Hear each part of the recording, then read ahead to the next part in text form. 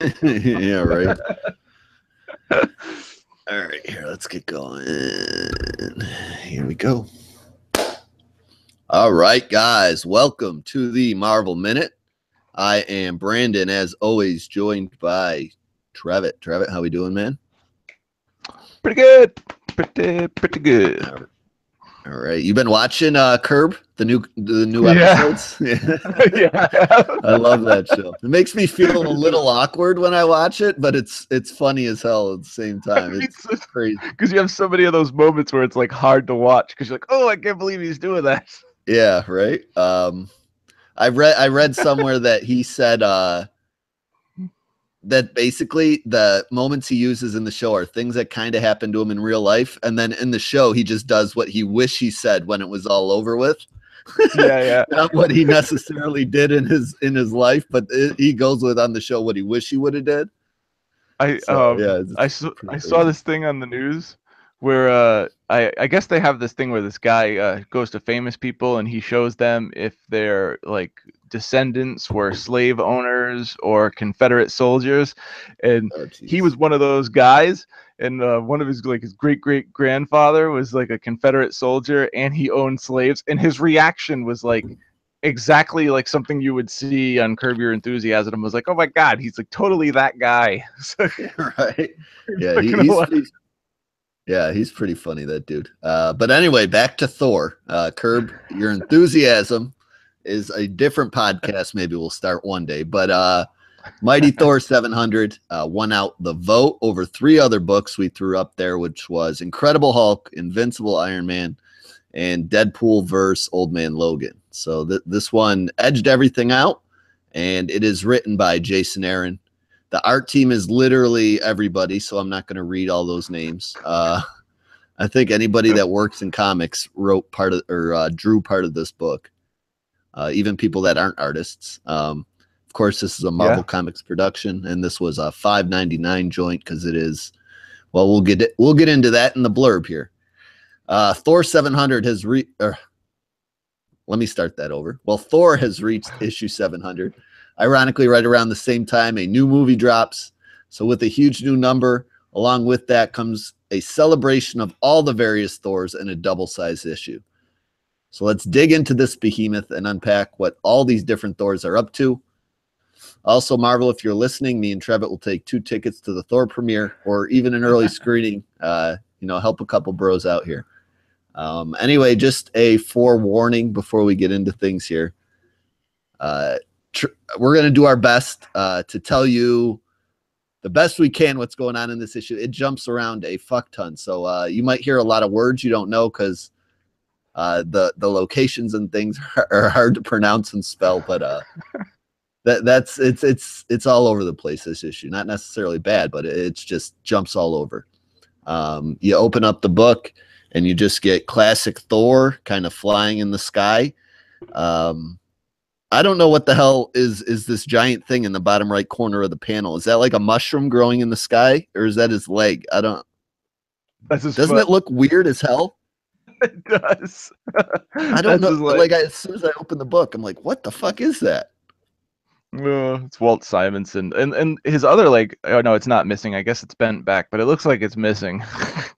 Yeah, like his other leg. It's like he's got these giant fucking boots on that are take up his whole body. Um, Yeah.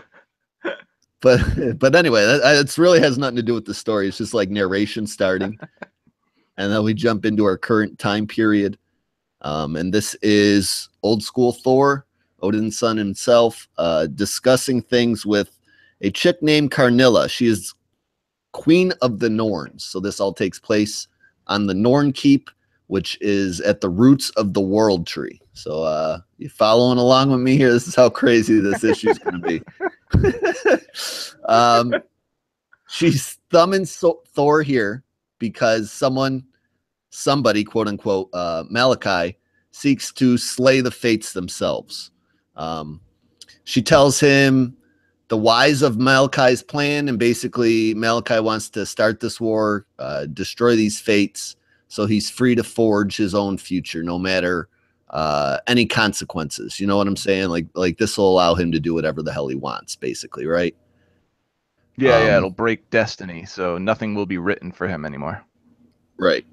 All of a sudden, while they're kind of like discussing things, and she's walking Thor down to these fates, the attack begins, and you know, this giant army of frost giants and a little bit of everything really starts attacking this world tree and chopping at its roots and fucking things up here. Then we jump to Midgard, which is, or no, I'm sorry. Yes, right, Midgard. Yeah, Midgard. Yep, Yeah, that's Midgard. Earth. I scrolled too far down, and I totally lost track from where I was in comparison to the book from my notes here. But Midgard, which is just plain old Earth, and we're checking in on Jane Foster. Now, these first two panels here confuse the hell out of me because she's standing with a hot dog stand like over her head, like she's bench pressing it.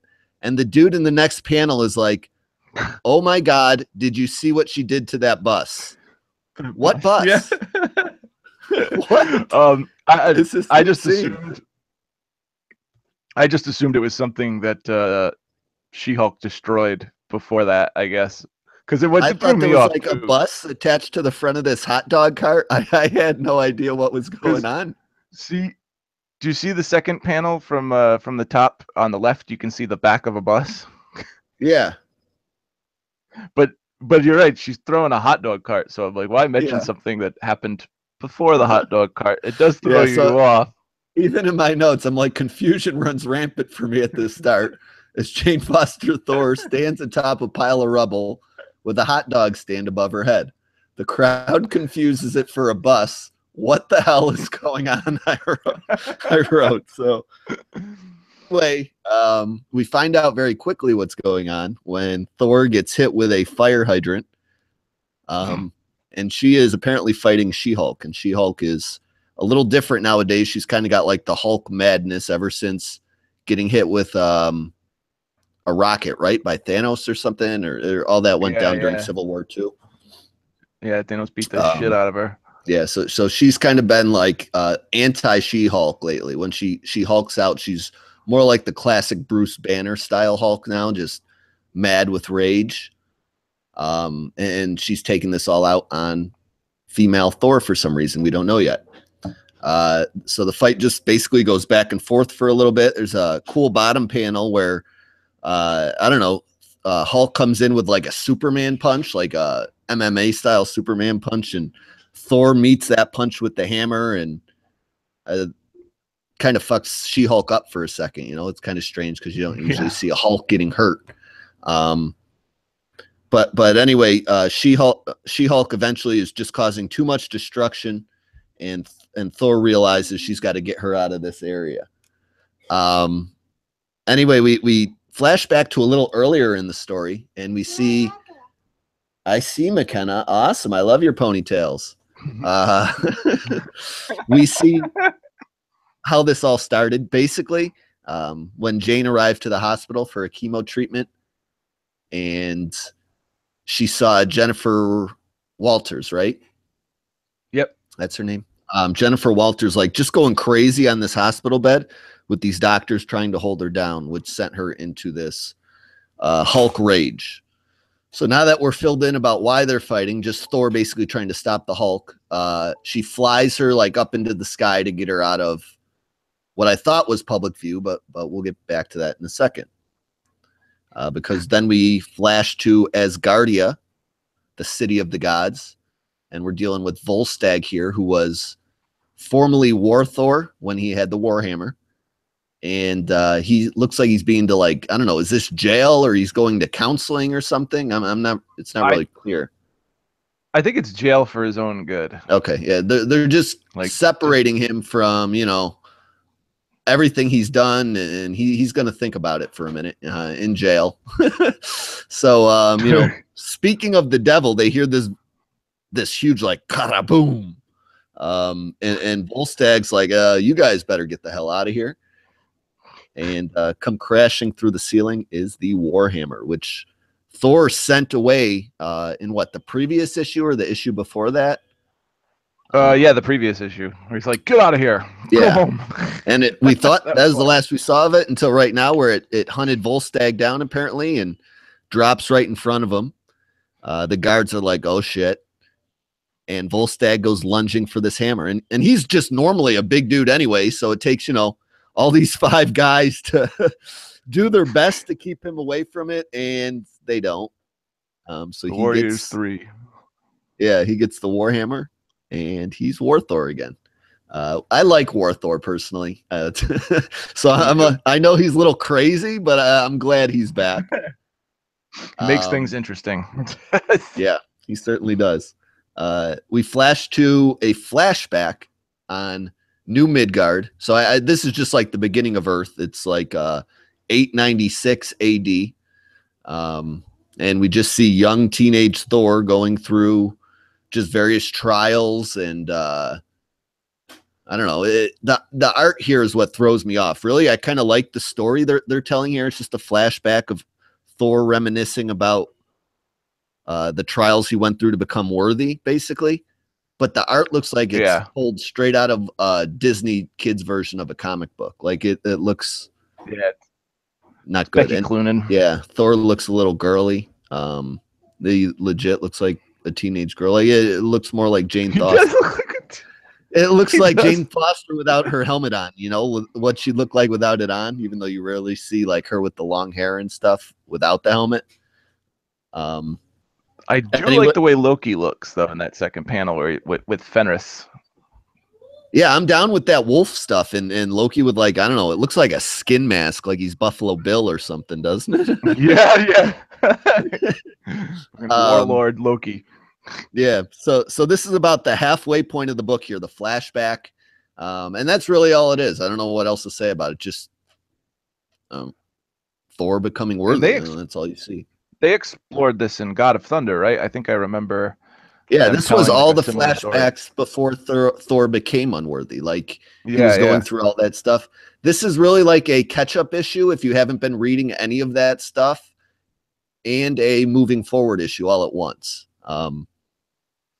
It does, if you haven't read any of the Thor books up to this point by Jason Aaron, which it's really like one long story, this does a good job of kind of filling you in on all that. And I think that's what that part's for. I don't know the purpose of it other than that. So then we flash forward now. This is something he did in that God Butcher story too. Like we were dealing with the 3 time periods.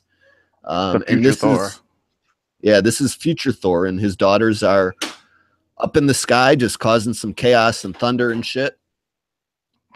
King Thor, as he's called now, looks a lot like Odin. He is just talking to what look like civilization starting all on Earth. It's like the Stone Age. It's like Pilgrim time. You know what I'm saying? Yeah, new Adam and Eve, basically. Yeah, and then they're asking him what's the purpose of life, and he's just like, to start a life on Earth. You get to do whatever you want. I was like, he's like, he's like, throughout history, man has always asked that question. He's like, do gods answer that question? He's like, not typically. Gods are bastards like that. Yeah, right. So he basically gives them the best answer that he can. Like, he's like, we don't really have a purpose for it. It's just free will. You get to live a life. It's basically his answer. And then we get a glimpse of future Galactus fighting future Ego. That was crazy. Yeah, it kind of comes out of nowhere. It's weird. This feels like it should be in the Ultimates book almost. Yeah. But yeah, that's what it is. Black Galactus, as they call him, the Butcherer of Worlds, is infected with this Necro Sword, and Ego comes flying out of nowhere because he's destroying solar systems and fights him. He initially takes a planet to the eye and gets stabbed through the mouth, and then eats Galactus's arm and takes the Necro power for himself. And now he's like this Necro being. That's best I can sum it up is Loki looks on through it all, That's the weapon that Gore the God Butcher used. Okay, all right. That's where I was like, this Necro thing sounds familiar. But I mean, we've been dealing with a lot of that Ghost Rider stuff, which is what I was kind of like my mind was going. But now that you said that, yeah, that all rings a bell now. Anyway, we then flash forward, or not flash forward. We go to, this is current time, right?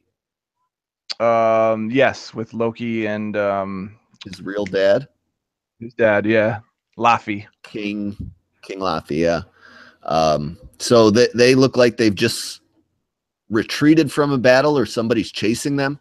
Laffy's suffering from injuries and exhaustion. He ends up just falling down, and Loki's like, all right, I guess good place for a nap. And we then go to a different scene. We're back on Earth. We're in Central Park, New York, and we're dealing with Throg, which is Thor Frog. He This shit made me overlooks the laugh park.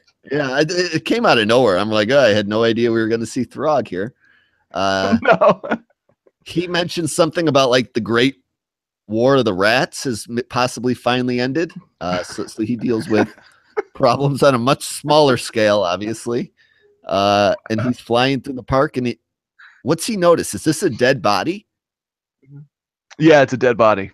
Okay. It threw me off a little bit. And then the second time I read it, I think I connected the dots there on what this leads to. But we only get one page of this, and then we jump again back to Jane Foster, Thor, and She-Hulk fighting.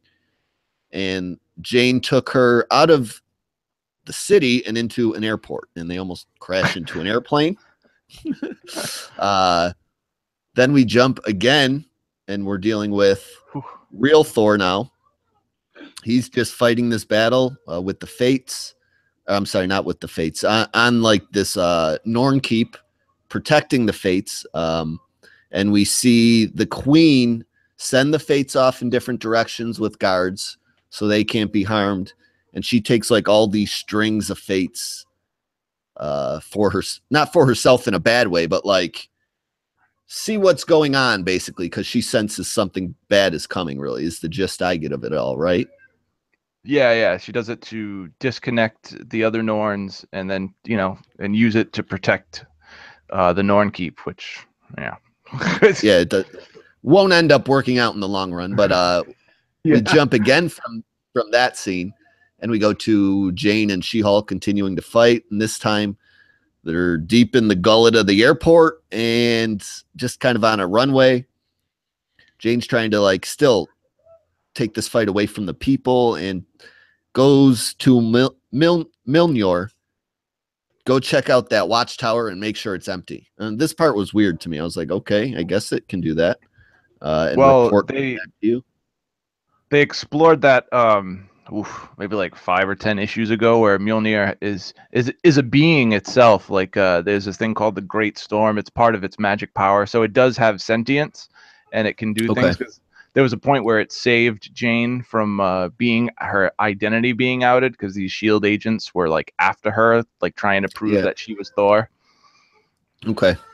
So yeah, that's what it's doing. It's like weaving its way through this radio tower at the airport, and it comes back to Thor. And is this like a energy blast it's going to do, or is it telling her it's safe to whatever? There's no people in there. I think it's the energy blast to take it down once it knows that it's empty. Okay. All right. So yeah. And the cool part is, I had no idea it could do things like that. I read it the second time. The first time I read it, I thought it was like knocking it down, like, going through it to knock the metal supports out of it. That's what I thought the first time was happening. You know what I like about it is that it's not like exactly like Jason Aaron made it up that it has sentience, because the hammer chooses its user, right? Because in order to be worthy, the hammer has to think you're worthy in order to let it pick it up, So I was like, that's pretty cool. It's a cool idea. Yeah, it's a cool twist on the legend there of Mjolnir. We then flash back to regular Thor on Nornkeep, and he's doing his best to again keep this battle away from the stronghold. Basically, we see Thori, who is Thor's pet dog companion, who's like murdered out. He's like, no more murder. He's laying on top of a pile of bodies. I love that damn dog. Yeah. And then like, is this two bad guys get through? These are like dark elves, and the queen ends up killing them with these strings. And then we get, this is a vision she's having, a giant splash page of like everything she foresees happening. We got Loki with the Infinity Gauntlet. Not good news. It's kind of like a tie to the Legacy Guardians book issue, because you see the what are they called? Fuck, names escaping. Celestials in the bottom left corner there of that panel. Yeah, and that's the last we saw of Loki.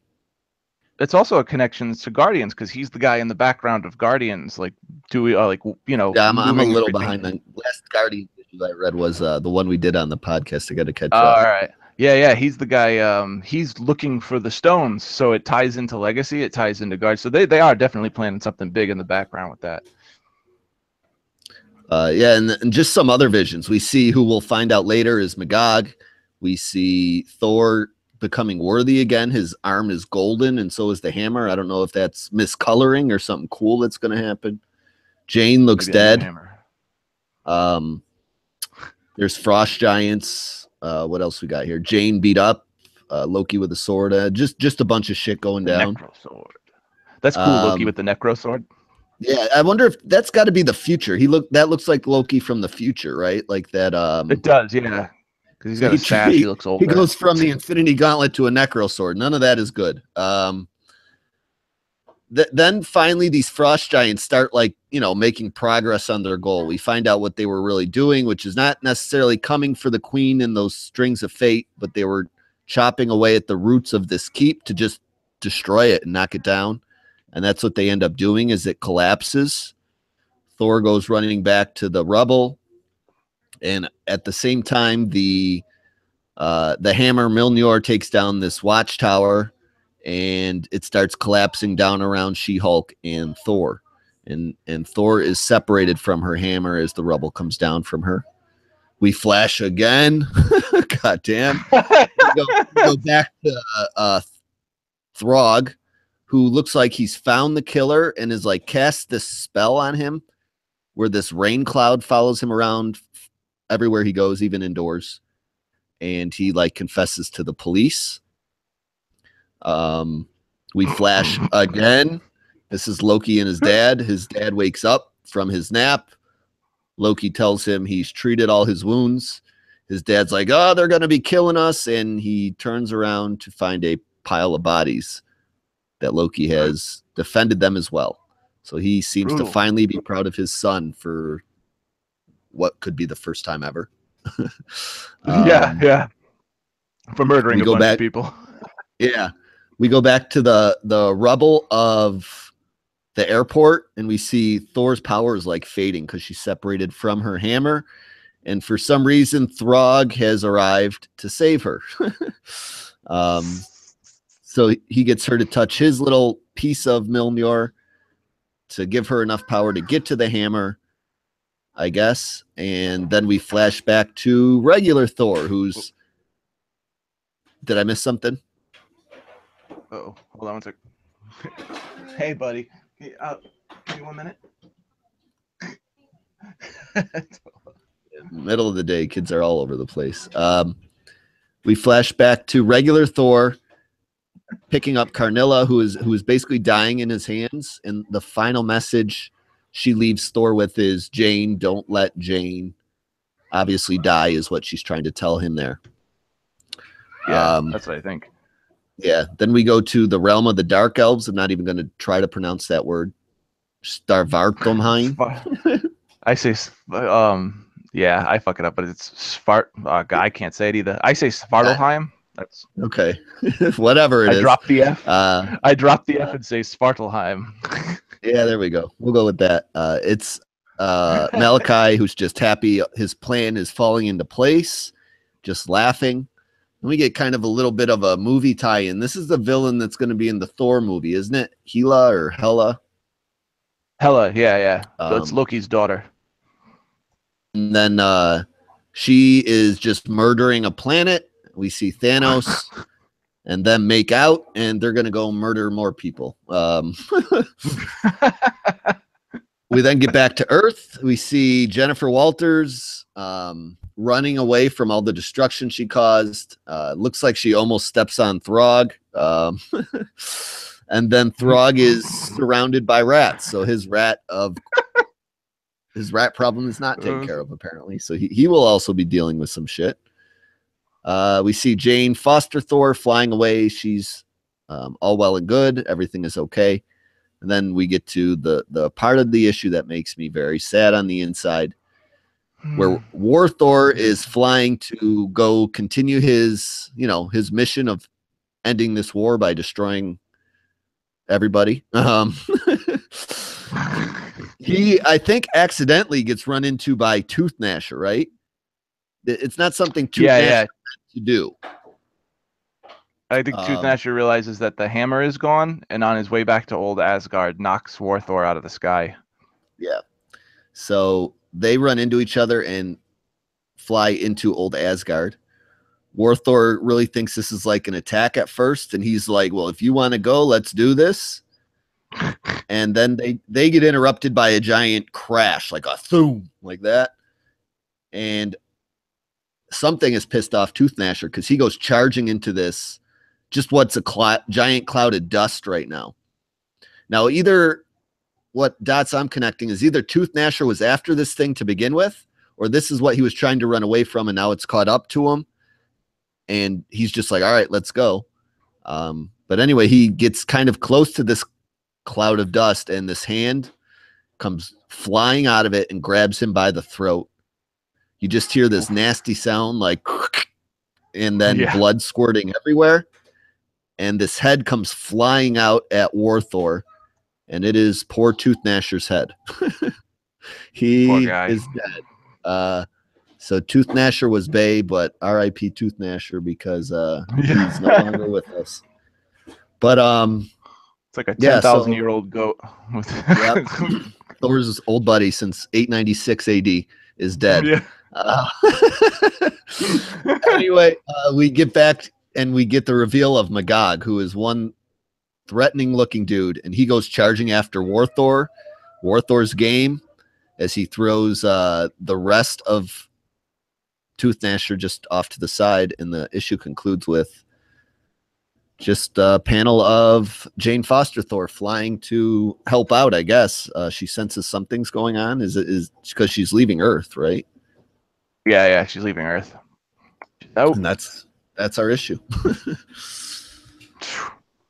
Heavy shit. That was a lot. I mean, that was 56 pages of jumping around and craziness, and there wasn't really a part I didn't like. As far as buy, borrow, or forget goes, I would firmly be in camp of buy. I just wish the story didn't jump around so much and the art didn't change so much. Those are my only two beefs with it. Other than that, it was really a great book. I do like Jason Aaron at Marvel.